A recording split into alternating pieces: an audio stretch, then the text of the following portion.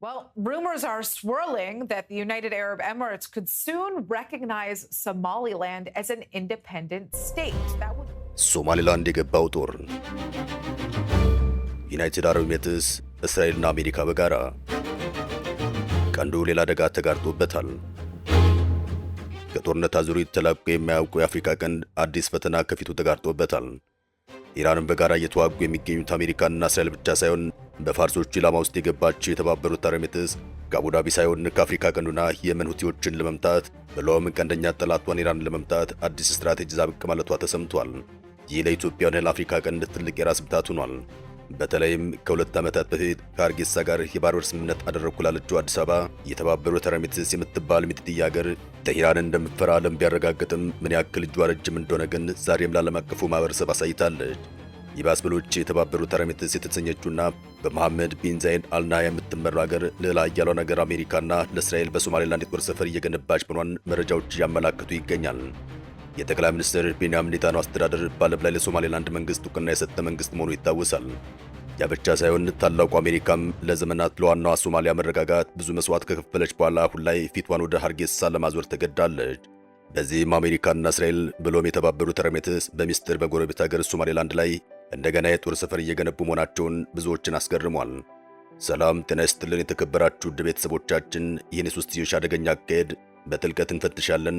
ላፍታ አብራችሁን ትቆዩ ዘንድ በአክብሮት ተጋብዛችኋል።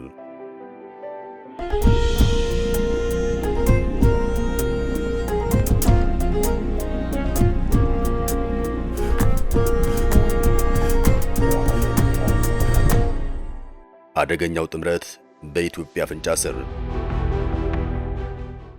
builds military base in Somaliland for Israel, US, UAE.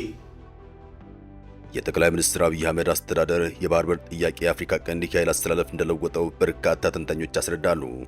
በእርግጥ ከአዲስ አበባና ከሀርጌሳ ስምምነት በኋላም በርካታ ለውጦች በአፍሪካ ቀንድ ዓለም እየተመለከተች ይገኛል። በተለይ ደግሞ የጋዛው ጦርነት፣ ኢራን አሜሪካ ወቅታዊ ግጭት ብለውም የየመኖቹ ሁቲዎች በቀይ ባህር የሚያደርጉት እንቅስቃሴ ሁኔታውን እንደገለባበጠው ይነገራል። አሁን ደግሞ አዲስ ነገር ተሰምቷል። የተባበሩት አረብ ኤሚሬትስ በመካከለኛው ምስራቅና በአፍሪካ ውስጥ የምታሳርፈውን ተጽዕኖ ከጊዜ ወደ ጊዜ እያጠናከረች ይገኛል። በነዳጅ ዘይት የበለጸገችው ሀገር መካከለኛው ምስራቅ ውስጥ ከሶሪያ እስከ የመን ከሊባኖስ እስከ ፍልስጤም ግዛት የምታደርገውን ተሳትፎ በበጎም በመጥፎም ይጠቀሳል።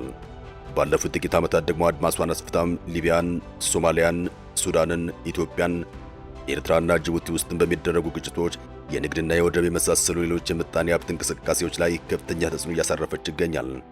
7 ትናንሽ ግዛቶችን ማለትም ኤሚሬትስን የምታስተባብር ትንሽ ሀገር እንደሆነች ይታወቃል። የተባበሩት አረብ ኤሚሬቶች የመባሏ ምክንያትም ይሄው ነው። በቆዳ ስፋቷም የኢትዮጵያን 1/13ኛ ያክል ወይም የኦሮሚያ ክልልን ብቻ ታክላለች። ስፋቷም 83000 ስኩዌር ኪሎ ሜትር ይሸፍናል። አጠቃላይ ነዋሪዋም ወደ 12 ሚሊዮን አካባቢ ይገመታል። አንጡራ ህዝቧ 1.3 ሚሊዮን አካባቢ ሲሆን ግን ደግሞ ሀብታም ናት። የፈረንሳዩ ሉሞንድ ጋዜጣ የተባበሩት አረብ ኤሚሬቶች በሶማሊላንድ ለአሜሪካና ለእስራኤል ወታደራዊ ጦር ሰፈር በድብቅ የገነባች ነው የሚል ርዕስ ያለው ዘገባን አሳትሟል።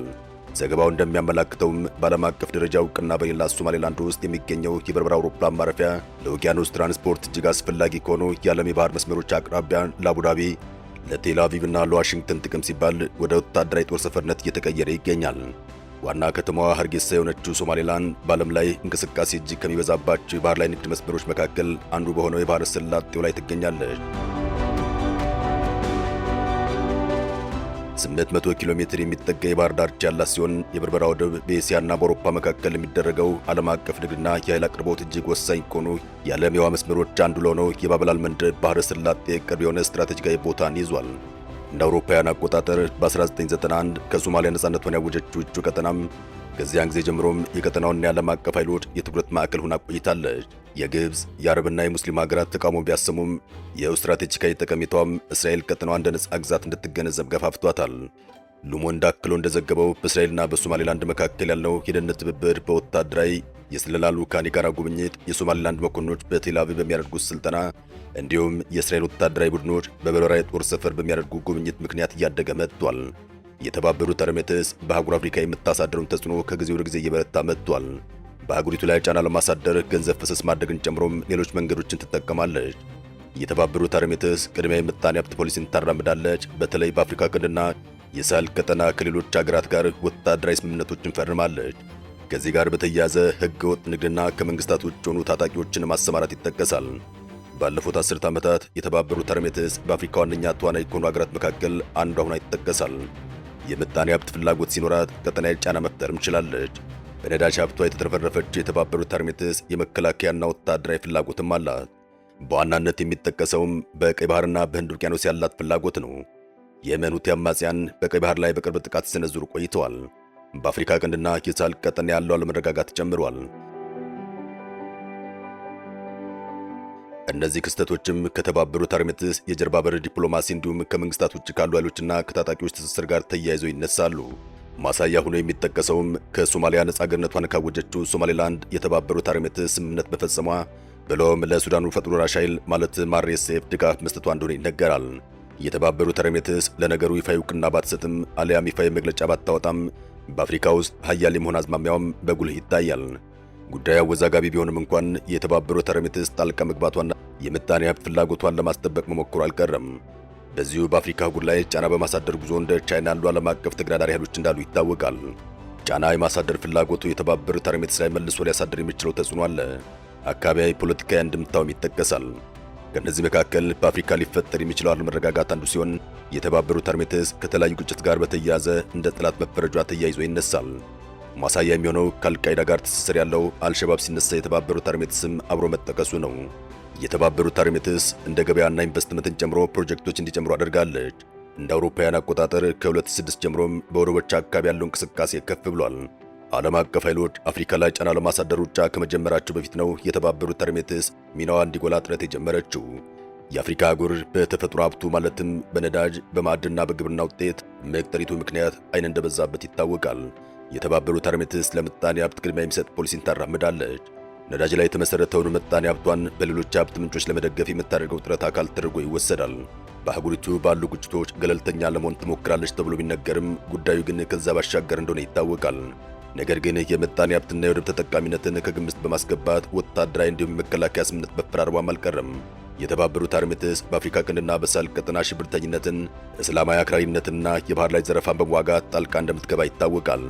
እንደ አውሮፓውያን አቆጣጠር በ2015 በየመን በሳውዲ አረቢያ የሚመራው ጥምረት ውስጥ እጇ እንደገባ ይነገራል። ከጊዜ ወደ ጊዜም ከውጭ ሆኖ ከመደገፍ ይልቅ ወደ ቀጥተኛ ወታደራዊ ጫና መጥታለች።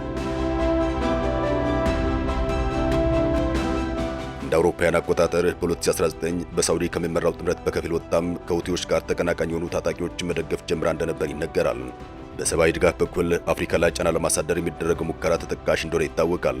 በወደቦች ላይም የገንዘብ ፈሰስ ታደርጋለች። የወደብ መሠረተ ልማቶችን ለማሻሻሎች ድጋፍ እንደምትሰጥ ይታወቃል። በዚህም አካባቢያዊና ፖለቲካዊ ሚና እየጎላ መጥቷል። በተያያዥም በአፍሪካ ገበያና ግብዓት ላይ ያላት ድርሻ ጨምሯል። የተባበሩት አረብ ኤሚሬትስ ከአፍሪካ በኢንቨስትመንት አራተኛ ደረጃ ላይ ስትገኝ ከ3 እስከ 1ኛ ያለውን ደረጃ የያዙት ቻይና፣ የአውሮፓ ህብረትና አሜሪካ ናቸው።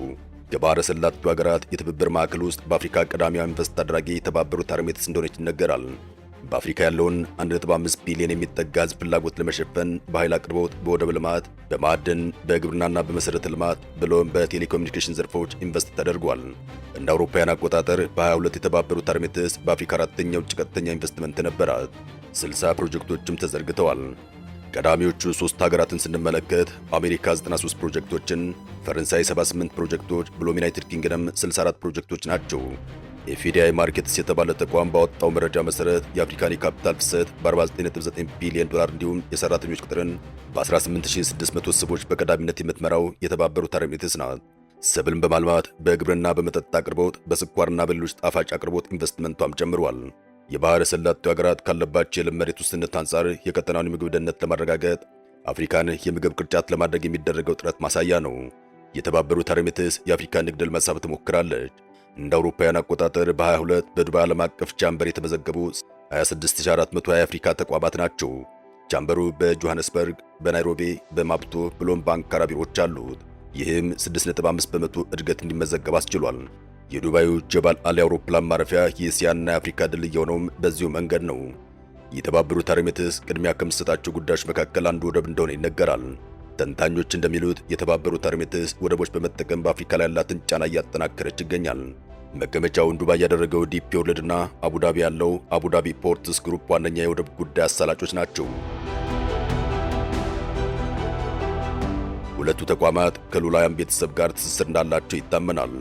የተባበሩት አረብ ኤሚሬትስ በንግድ፣ በምጣኔ ሀብት፣ በባህር በርና በአካባቢ ፖለቲካዊ ረገድ ያላት ፍላጎት ከአፍሪካ ቀንድና ከሳህል ቀጠና ጋር እንድትቀራረብ ምክንያት እንደሆነ ይነገራል። ከሶማሌላንድ ጋር ወታደራዊ ስምምነት ፈርማለች፣ ወታደሮችንም ታሰለጥናለች። በበርበራ ወደብ የምታደርገው እንቅስቃሴ ወደቡን ወደ ቀጠናዊ መዳረሻ ለመቀየር ያለመ እንደሆነ ይታወቃል። በሕዝብ ቁጥር ከአህጉሪቱ ሁለተኛ ከሆነች ኢትዮጵያ ጋርም ትስስር እንዳላት ይታወቃል።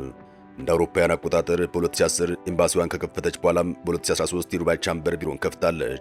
የቢሮ የተባበሩት አረብ ኤሚሬትስ ወታደራዊ ትስስርን በማጠናከር የአፍሪካ በር ተደርጎ ይወሰዳል።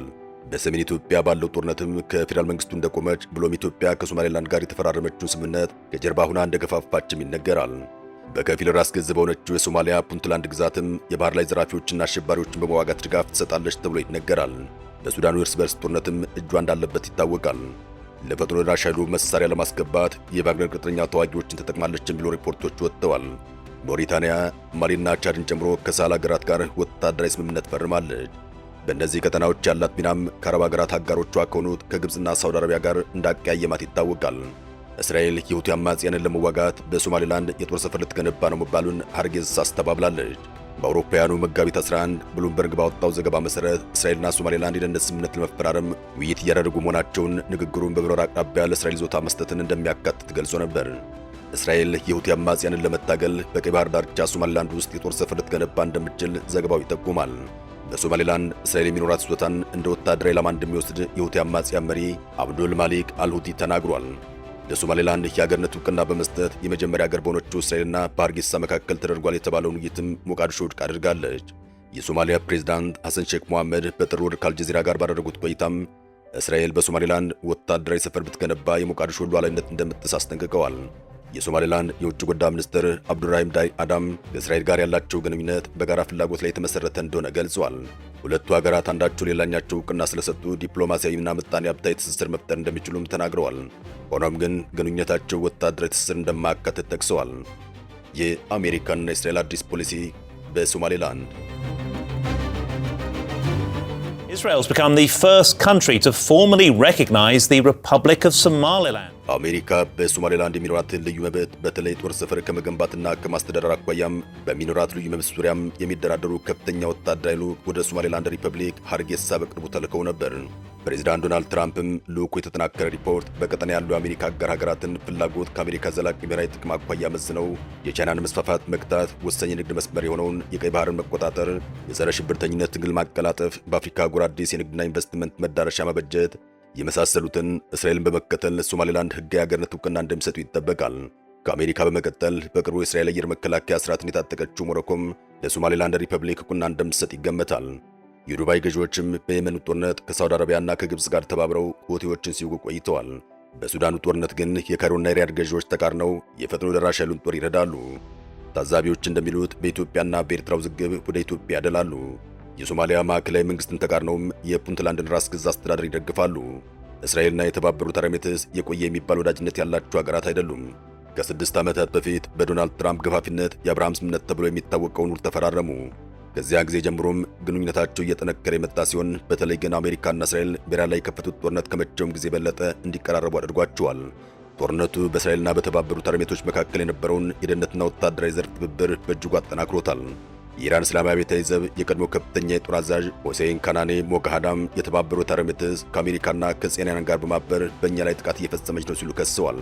የአሜሪካና የጽዮናውያን ወታደራዊ ካምፖች፣ የሚሳኤል ማጥቂያ ተቋማትና ማክሸፊያ ቦታዎች የሚገኙት በኤሚሬትስ ላይ ነው ሲሉ ተደምጠዋል። የኢራኑ ጦርነት ከተጀመረ ጀምሮም እንደ ኤሚሬትስ ከባድ ዱላ ያረፈበት ሀገር የለም። በሰባት ኤሚሬትስ የፌዴሬሽን ጥምረት የተመሰረተችውና የተባበሩት አረብ ኤሚሬቶች በመባል የምትታወቀው ሀገር ከ3300 በላይ የኢራን ሚሳኤልና ድሮን ጥቃት ወርዶባታል። ይህም በአካባቢው ካሉ ሀገራት ከደረሰው አንጻር ከፍተኛ ሆኖ ተመዝግቧል። የአየር መከላከያ ስርዓትን በደንብ የታጠቀችው ኤሚሬትስ 96 በመቶ ያክሉን ጥቃቶች ማክሸፍ የቻለች ሲሆን ወደ 13 የሚጠጉ ሰዎች በፍርስራሽ ውስጥ ጉዳት ደርሶባቸው ሕይወታቸውን አጥተዋል። ይህ የመከላከያ አቅሟም 11 ሚሊዮን ለሚጠጋው ሕዝባዊ የደህንነት ስሜትን ፈጥሯል። በነገራችን ላይ 90 በመቶዎቹ የሚጠጉት ነዋሪዎቿ የውጭ ዜጎች ናቸው። እንደ ኢራን አተያይም ኤሚሬትስ ከአሜሪካና ከእስራኤል ጋር ያበረች የክፉዎች ኅብረት ማለትም አክሲስ ኦፍ ኢቪል አባል ናት። ከእስራኤል ጋር ያደረገችውን ውል እንደ ማስረጃ ማድረጋ ታቀርበዋለች። ይህ ማሳመን ምክንያት ነው። መጀመሪያ ነገር የአብርሃም ስምምነት ከተፈጸመ 6 ዓመት አልፎታል። ስምምነቱን ያልፈረመችው ኳታር እንኳን በኢራን በተደጋጋሚ ከመደብደብ አልተረፈችም በማለትም አንድ ኤሚሬትስ ባለስልጣን ለፈረንሳዊ መጽሔት ተናግረዋል። የተባበሩት አረብ ኤሚሬትስ እስራኤል እንደ ስትራቴጂካዊ አጋሯን የምትመለከታት ገና አፍላ ላይ የሚገኘው ግንኙነታችን በአጭር ጊዜ ውስጥ ትልቅ ምርት አሳይቷል። ጦርነቱ ከተጀመረበት ጊዜ ጀምሮ እስራኤል ከጎናችን ቆማለች ብለዋል ባለስልጣኑ። በወታደራዊ መስክ የሁለቱ ሀገራት ግንኙነት እየተጠናከረ ይገኛል። እንደ ምክንያት የሚጠቀሰው ደግሞ ኢራን የጋራ ጠላታቸው ስለሆነች ነው። እስራኤል የኤሚሬትስን የአየር መከላከያ ስርዓት እያጠናከረችና የባለስቲክ ሚሳኤል መከላከያ ጋሻዎችን ማለትም አይሮንዶምን ለአቡዳቢ ሰጥታለች። ከዚህ ቀደም በጋዛ ጦርነት ጥቅም ላይ የዋሉ ሲሆን ከእስራኤል ውጭ ለሌላ ሀገር ሲሰጡ ለመጀመሪያ ጊዜ እንደሆነ ተነግሯል። ከዚያ በፊት እንደ ስፓይደርና ባራክ የተባሉ ሚሳኤል ማምከኛ መሳሪያዎችን እስራኤል ለኤሚሬትስ ሰጥታለች። ያ ብቻ አልነበረም። የእስራኤሉ ጠቅላይ ሚኒስትር ቤንያሚን ኔታንያሁ መጋቢት 17 2018 ወደ ተባበሩት አረብ ኤሚሬትስ አቅንተው ሚስጥራዊ ጉዞ አድርገው ነበር። የቀድሞው የሙሳድ ዳይሬክተር ዴቪድ ባርኒያ፣ የጠቅላይ ኤታማዦር ሹሙ ኤያል ዛሚር ሺንቤትን የሚባለው የእስራኤል የሀገር ውስጥ ደህንነት መስሪያ ቤት ሹም ዴቪድ ዚኒ አብረዋቸው ነበሩ። በኔታንያሁና በፕሬዝዳንት ሼክ መሐመድ ቢን ዛይድ መካከል የተደረገ ንግግር ታሪካዊ እድገት ማምጣቱን የጠቅላይ ሚኒስትሩ ቢሮ ገልጿል። ይሁን እንጂ ጠቅላይ ሚኒስትሩ እንዲህ ባሉ በአጭር ሰዓት ውስጥ የኤሚሬትስ የውጭ ጉዳይ ሚኒስትር እውነትን መሰረት ያላደረገ ነው በሚልም ኔታንያሁ አደረጉት ያሉትን ጉብኝት አስተባብለዋል። የእስራኤልና የኤሚሬትስ ጠንካራ ትብብር በኢራን ላይ የተፈጸመ ያሉ ጥቃቶችን ለማካሄድ አስችሏል። ዘ ስትሪት ጆርናል እንደዘገበው የተባበሩት አረብ ኤሚሬትስ በኢራን ላይ ወታደራዊ ጥቃት እርምጃዎችን ወስዳለች። እነዚህ እርምጃዎችም ከአሜሪካና ከእስራኤል ጋር በቅንጅት የተፈጸሙ ናቸው። የተከበራችሁ ውድ ቤተሰቦቻችን ስለተከታተላችሁን ከልብ እናመሰግናለን። ጤና ይስጥልን።